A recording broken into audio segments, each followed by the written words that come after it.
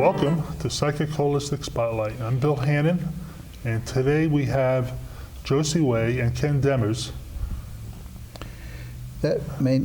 interviewing somebody that we've had on in the past, Brandon Burns, who, along with various forms of vibration used in healing, also has some interesting aspects concerning shamanism and yogic tradition, the yogic discipline. And good evening again. Yes, thank you. Hi. Good to have you back. It's a pleasure, always.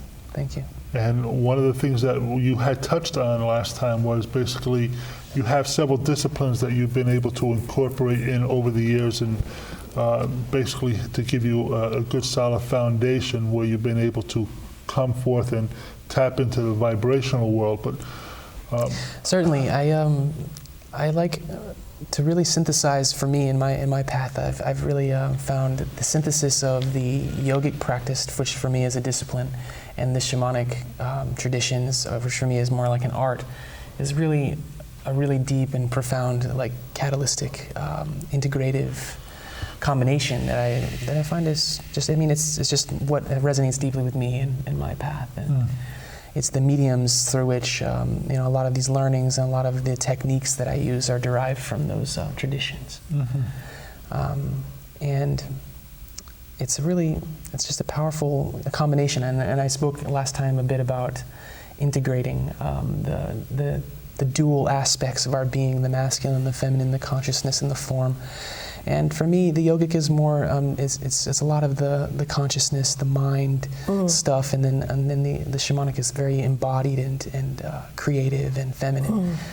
And of course, there's aspects of both in each of them, but on a large level, that's what they represent for me. And yeah. Now, I had always thought about shamanic stuff as being going into other realms. Certainly. But that's not, is that what you're saying? Well, some of it is, yes. The word shaman is derived from a Tongic word that means the one who sees in the dark. And essentially, that's what the practice of shamanism is originally in the traditional indigenous setting, was for the medicine man or woman or the shaman to enter these altered states of consciousness and to glean information that would be beneficial for the tribe as a whole, whether it be healing or divination or whatever it is that was needed to go into the dark, the unknown of the spirit realms and return, right, and return to the world with this information.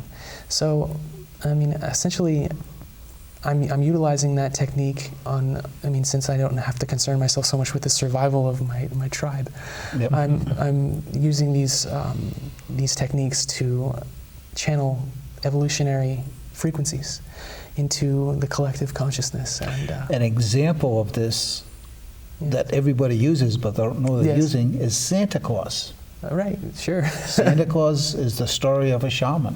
Yes, he was, yes, certainly. There's a lot of individuals that are reported to have been engaging in shamanic type practices throughout the ages.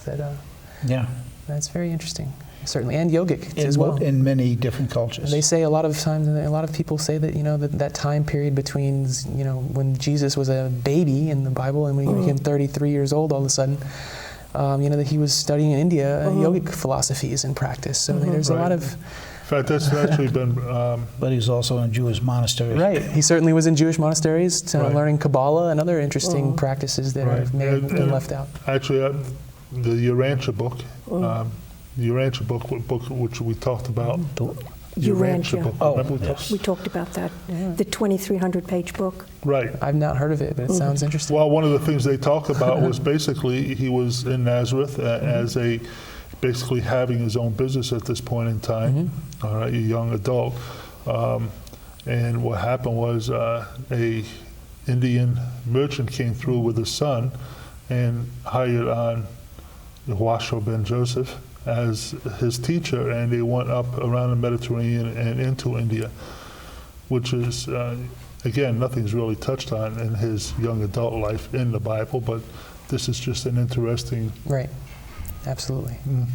So I find that the synthesis of these two practices, these disciplines or techniques or whatever you'd like to call them, and I mean the beautiful thing about both of them is that there's no dogma involved in it either. They're not religions. They're paths, and both of these paths are derived from a sense of following the intuition, the inner guide, which is ultimately, I mean, it's not about relying on the words or the teachings of another. It's experientially based, and it's based on your personal embodied experience, and a great deal of presence and a great deal of character is derived, I feel, from diving in fully to your own personal truth.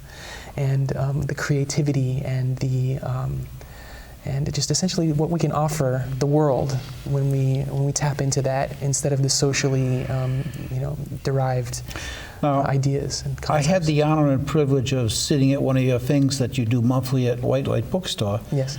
But other than that, how would you suggest people open the door to these paths? Well, there's an interesting idea I find in the spiritual community, which I'm guessing a lot of your viewers will be coming from that perspective, that a lot of people feel like they have to do something or try or strive or try to accomplish or achieve something. And ultimately what I'm offering and what I'm giving people is that there's nothing outside of yourself that you need to do or to be, and that your own presence, to become still and to be with yourself will be enough for you to tap into that knowing and that understanding of where you need to go and what you need to do, and all that stuff kind of unfolds naturally whenever you just become still and be with yourself. So the first step would be to take up meditation? Well, meditation is very helpful, yes, but I mean, traditional meditation doesn't really work for everybody, and I mean, I personally love it, but really Someday I'm going to try it. Certainly, yeah. Anything that really gets you out of the rational, the mind loops, the mental, the cognitive wheel, so to speak, will, and gets you into your being. A lot of people can do that in any creative endeavor. We can do this during the practice of playing music of any sort, artwork, dancing, whatever your passion is, anything that you love doing immensely, so immensely that you lose track of time and space, and that you are so engaged. That is meditation, and life is meditation in motion for me when I am present with what is. And then I can do these things much more skillfully and joyfully and ultimately effectively, to be present with whatever I'm experiencing. So yoga and meditation is not about something that we do on the mat or on the pillow for 15 minutes or 20 minutes a day. It's something that I carry with me all day, and it's presence. Be here now. Absolutely, yes. Ram Dass, yes. That's powerful stuff. So, I mean, it's that integration of being and doing. We're very imbalanced to the doing. We've become human doings. We forgot our beingness, and to carry the beingness within ourselves as we're doing is really a means to becoming a very integrated and skillful human expression. So. I'm looking at all your wonderful toys. I have many more. This is just a few things that... We have sound issues here. We can't use them, unfortunately. Right. Because they are beautiful. Yeah. These bowls we spoke a little bit about before. They're crystal, and they're 99% quartz crystal, and then the other little bit is glass that holds them together. And the beautiful thing about quartz crystal in particular, and I find anything that's silicone-based, is that it holds and transmits and can be programmed by intention and your own thought. Right. And so I utilize these bowls to channel my own intentions. Right. And ultimately, they're not even really my own. They're the intention of the all that is, which is to merge with oneself, with the center. Now, what you were just talking about, the bowls, like the didgeridoo that the Aborigines would use in Australia, they use them like a carrier wave, I guess, to take their thoughts to other places. Certainly. And I'm listening to you talking about the crystals. Are they basically the same thing? I would say that really any vibration can be used to do so, and it doesn't even have to be something that is audible. I mean, oftentimes we can, the sound of our own heart, or the movement of the dance, or anything that initiates that ecstasis, or that essentially gives the mind something to focus on, and so that it can ultimately come to a place of rest, and then the intuitive mind can begin to operate and function without the static of the So rational mind. even disciplines where they use prayer beads just to basically get into a mode type of thing Yeah. over and over Mantra. again. Yes, Yeah. exactly. It's basically taking the Yeah. conscious mind out of the equation Certainly. and letting information in. Yes, repetition bores the conscious mind. So if we focus on breath, if we focus on a mantra, it essentially bores the conscious mind into a state of like a hypnotic or lulled state. And actually, the hypnotic state is actually it's an alpha brainwave state, which is a meditative state, And it's very pleasant. certainly powerful and very pleasant. It can be certainly, and it's a state in which our unconscious patterns can be made conscious. And Carl Jung says, until we make the unconscious conscious, it will rule our life, and we will call it fate. And that is essentially what we're doing. We're turning That's darkness into interesting, light, right. It's very unconscious into interesting. conscious, that which we were unaware of into awareness. And all that's required here is a perspective shift. It's not anything that we don't already possess. We're just remembering something that we've forgotten. Right. And there are there are other disciplines that Certainly. people have used over the years, and most people don't think of Catholics as putting themselves in this trance type of state. But Many there are many things that they do. of the saints did. And right, they did. Yeah. But I'm talking about The average practitioner. the average. Yeah. And I tell you, when I was prayer beads. a youngster, Certainly. we used to go to novenas, and after the novena, they would have everybody would pray the rosary. And the thing is, if you have something like 50 to 100 people praying the rosary out loud over and over and over again, it almost becomes a cadence. Certainly. And, I think that that's the perfect time for, if you're in a spiritual frame of mind, for information to come to you. Yeah, and also for you to emanate or radiate that which you desire for manifestation. I mean, the group energy is tremendously powerful, which is one of the main reasons why I hold these group ceremonies. I see clients on an individual basis, and I do sound healing and intuitive energy healing with individuals. But I really enjoy the group energy because I expand my own energy field to encompass the whole group, and I can feel everyone.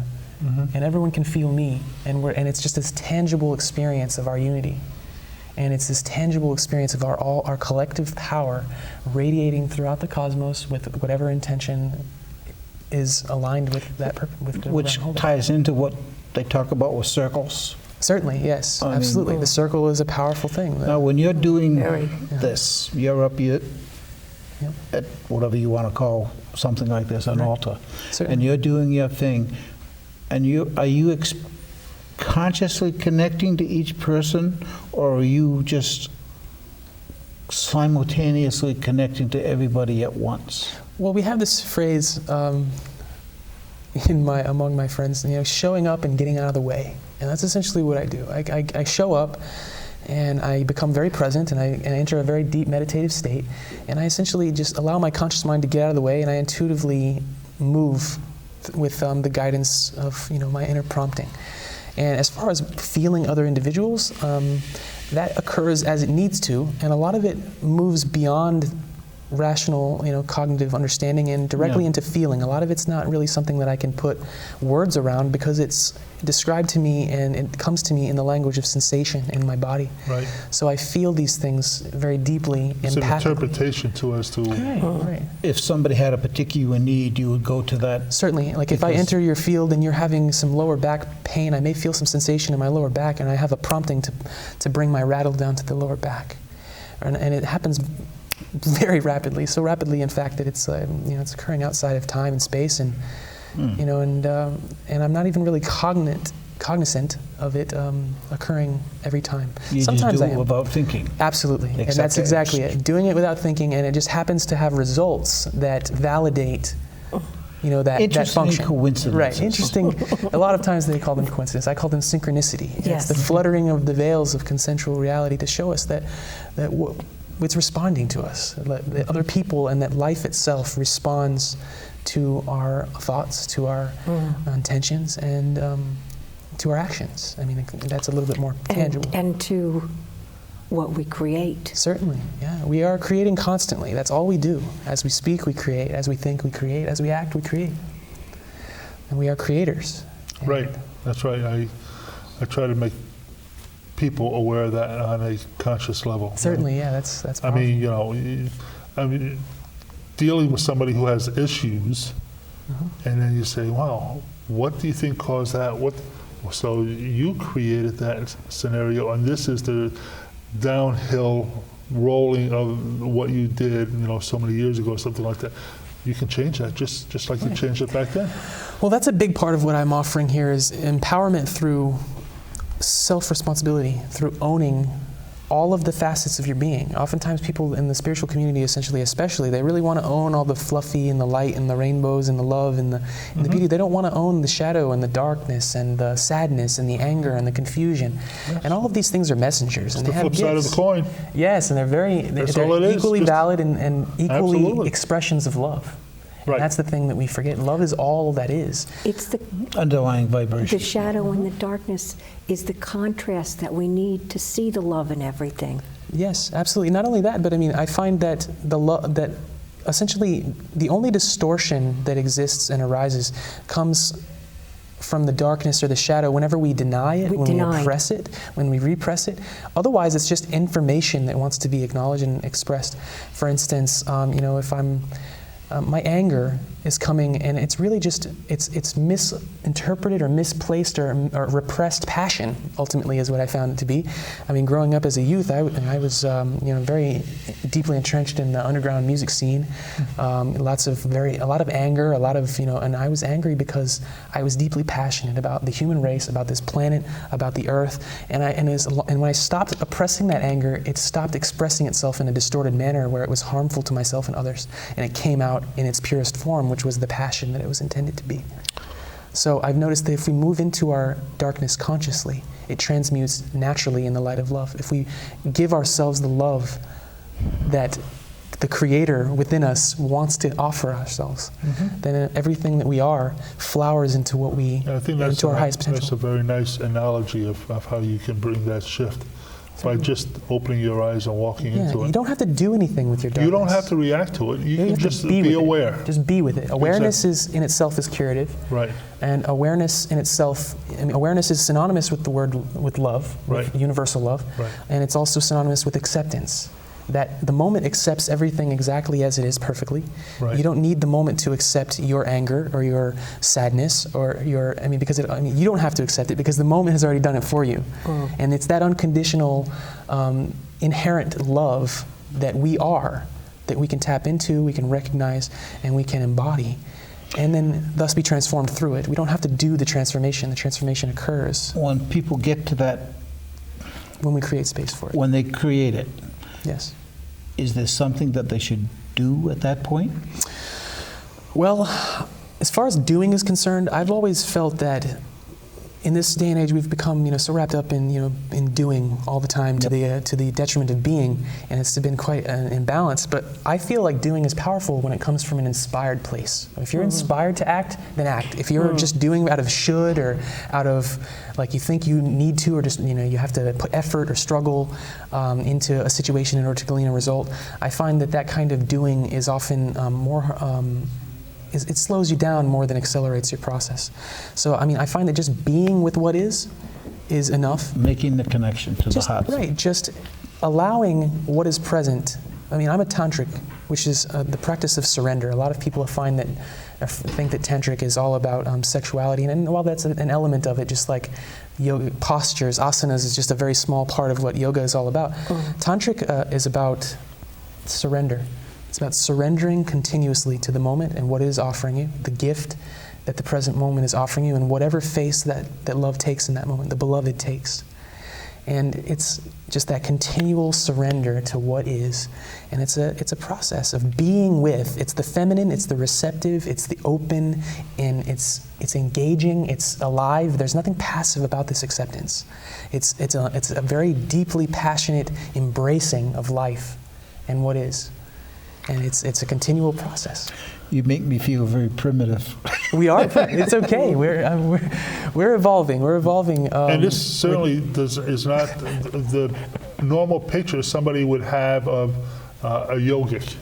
Yes. Most people Yes. just I see them bring a walking very- around, saffron robes, and they got beads, and they got the bowl in their pouch, and they're very passive. But what you're talking about is very actually alive. grabbing the tiger by the tail. Yes, certainly. Yeah. And that's where the shamanic side comes in. And I think a lot of people, they have this idea of the yogi or of the aspirant being like this.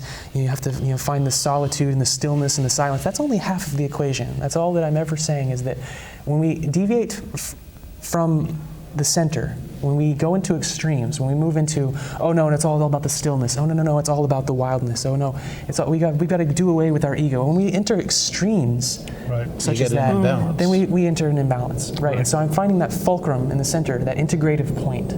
And through the yogic practice, the shamanic, there's a place for stillness and silence. There's a place for the storm. There's a place for that wild, ravenous passion that's within us, and when we can hold them together simultaneously in our expression in the moment, is when we become that integrated, enlightened, awakened.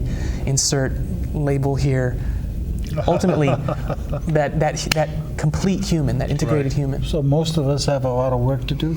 You know what? I feel like it's a lot of play. That's not what we're here about for. work. It's not so much work and that's a perspective shift that's been huge for me, is that allowing myself to play with this experience rather than making it into this arduous, like I'm not a car, I don't need to be fixed. I'm not, there's nothing broken about any person.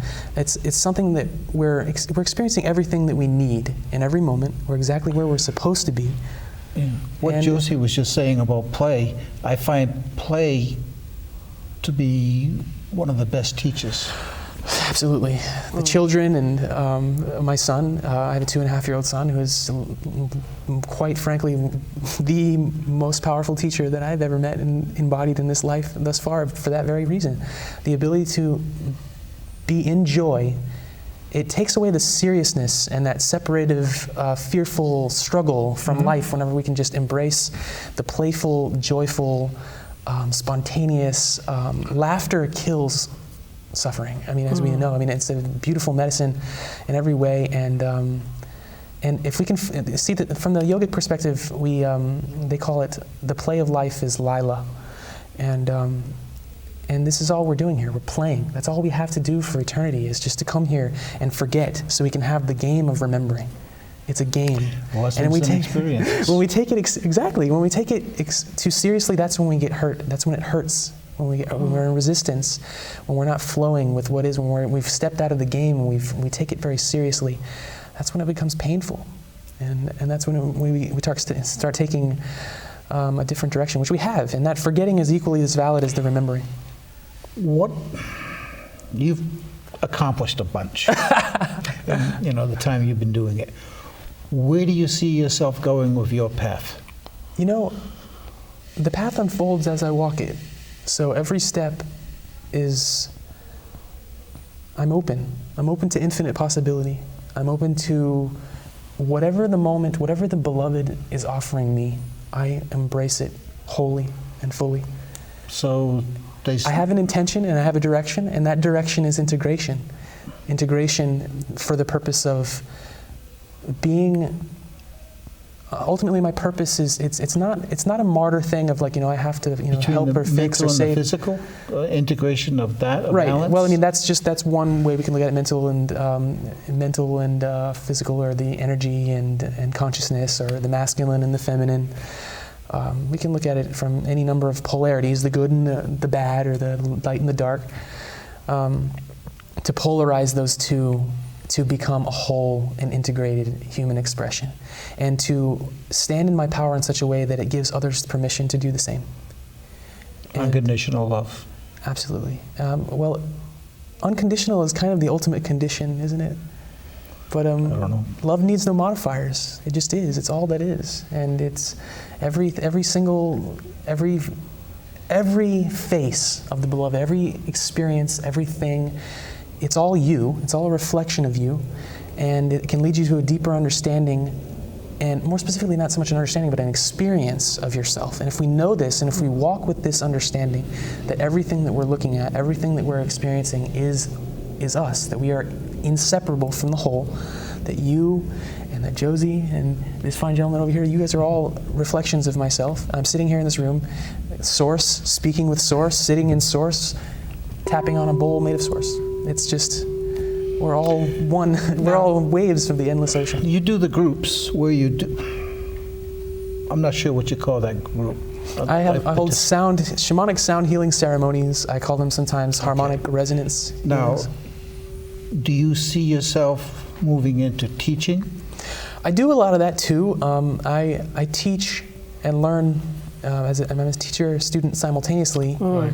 But as far as holding groups for that purpose, I do that occasionally. I actually have a rather extensive list of different experiences that I like to offer. I do, I teach meditative practices, I teach shamanic practices, I teach some yogic practices. I teach, I'll just channel. I sit and channel information, which is what I've been doing essentially for most of this time that we've been sitting here, and just get in, just move into the flow and just offer this transmission, which is my own individuated expression. Okay. You're bringing through channeled information. Where do you feel that information is coming from? It's coming from the center that is in all things. It's coming from the infinite field. The God force. The God force, a source, my higher self, the macro self. Okay, so it's not particularly coming out of an ancient yoga master or... Well, I find that whenever any individual is channeling in a specific entity, that entity represents an aspect of our own infinite consciousness, and it is oftentimes representing an archetype or a specific energy stream. So for me, when I'm channeling Archangel Michael, I don't feel that I'm actually in contact necessarily with a separate being, but that's just the same as when I'm sitting here in this room speaking with you. I'm not in contact with a separate being. It's no different. I'm tapping into an archetypical energy stream and moving that energy through. Light. Right, precisely. Light, right. So, I mean, I'm not seeing, nothing's outside of me. And that's something that that's a huge part of reclaiming our power, is the externalization of power has been one of the primary reasons for the forgetting of humankind. You're basically coming to the point Owning where it. you want to be Own it all. an integral part of the stream. Well, it's I don't even have to want to. I am inherently. Well, you are. That's what I meant. But yes, that desire, essentially the desire is there. Without certainly. a conscious thought, you're just part of the stream. Yes. And it's there when Right. it's needed. It's I there. guess. Yes, All right. absolutely. Well, Well, it's always there. Right. It's just But you're not being aware of you're it. not connecting to it. Right. Yeah. I'd just like to take a moment to thank the viewing audience for sharing Thank you. Psychic Holistic Spotlight with Brandon Thank you. Burns. It's a very interesting concept of being able to pull several different disciplines and Absolutely. integrate it into just a lifetime. So is there anything specific that, do you have a way people can get in touch with you? Certainly, yes. You can find me on Facebook, Brandon Burns. You can search. Perfect. And other than that, I mean, that's about the only Well, way that that's actually a good way to do It it. certainly Keep it is. social, not so much Yeah. commercial, but at least people have a way of getting in touch with Absolutely. Well, White Light Books probably has his phone number. Yeah, White Light Books. You can find me every full and new moon. I hold Right. ceremony there. you. Right, And, right. Well, it's good because I've experienced. I mean, this is the northern part of the state. Down, they have All That Matters down in Wakefield, and they do gong baths, and they do bowl ceremonies and stuff like that. I'm sure there are other areas throughout the state, but it's just good to have a connection and being able to people just to be able to sit back and watch and experience what you've shared with us. What he does is very different than I've experienced in most other circles that I've been in. I found it quite unique. So it's worth the trip. Oh, sure, certainly. That's Thank great. you so much for your kind Right. words. Right. Thank you. It's been a divine pleasure to be here to share with you today. Thank you. Bless you. I love you. Ta-da. Okay, blessings be. Well, that's good then. So I think that you did a great job of sharing with us the integration of the shamanic world and the The yoga. yogic Yes. approach, and being able to realize that there's really no big difference between them, that as long as you just sit and be in that vibration and Right. integrate it into yourself. Right. And yes, Thank you. It's just too bad you can't play with all the toys and give us demonstrations. Well, I'll certainly be around if anybody Wow. wants to I come meant- find them. You? Yes. I meant for the TV. Right. Yes. people. Well, we did play a little bit of things on the last one. On the other show. Okay, so. we're done. Yeah. Yeah. So, basically, I just try to wrap it up with just bringing you back into it. And, yeah. So.